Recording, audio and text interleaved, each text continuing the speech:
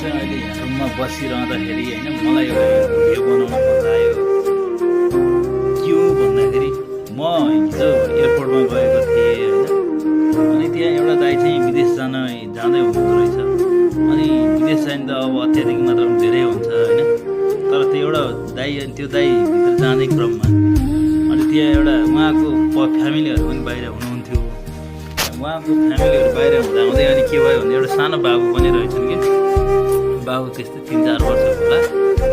अनि त्यो बाबु चाहिँ उसको बुबाभित्र जान लाग्दाखेरि यति धेरै रोयो होइन। उसले त्यो बाबु चाहिँ हात गोडै फालेर भुइँमा लडेर यस्तो धेरै रोयो क्या होइन। त्यो देखेर म एकछिन आफै सक भएँ, हेरिरहेँ होइन। मेरो मनमै क्या यस्तो धेरै मलाई त्यो रुनु मन लाग्यो क्या। म आफैले मेरो आँसु नै आयो। अनि त्यहाँबाट मेरो आँसु नै आयो। मेरो पनि एउटा सानो बाबु छ कि, अनि मैले चाहिँ के भयो सोचेँ भने म पनि त यसै गरी बाहिर जान त अब जसरी नै देशको अवस्था यताउति हेर्दाखेरि अब जानै पर्ने हुन्छ होइन। जाँदाखेरि मेरो बाबु पनि यस्तै गरी रुन्छ होला भने जस्तो मलाई यस्तो फिल भयो होइन। के गर्ने, नेपाल सरकारले भनौँ अथवा यो नेपालको अब नेपाल सरकारले हेर्नुहोस् अब काम दिँदैन, काम पाए पनि तलब छैन। अब नेपालको महँगी भाडा त्यही हो, खाना पर्यो, यताउति गाह्रो छ। के गर्ने यो कसलाई के भन्नु। र सँगसँगै मलाई त्यो एउटा के भन्दाखेरि यो हाम्रो यो नेपाल सरकारको शिक्षा मन्त्रीले भनेको छ नि, +2 गर्ने बित्तिकै एनओसी नदिने, विदेश जान नदिने भन्ने कुरोहरू छ नि।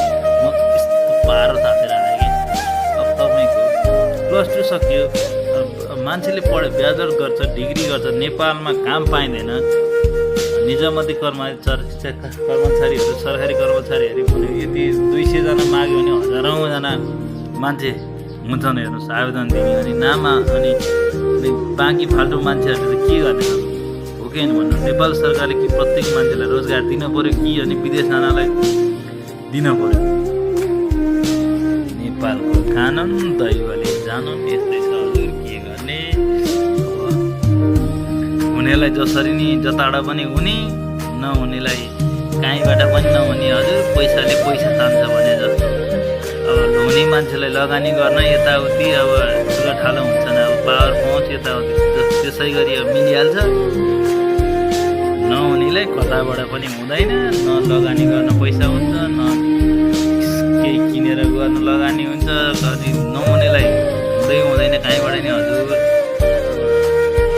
नेपालमा यस्तै के गर्नु।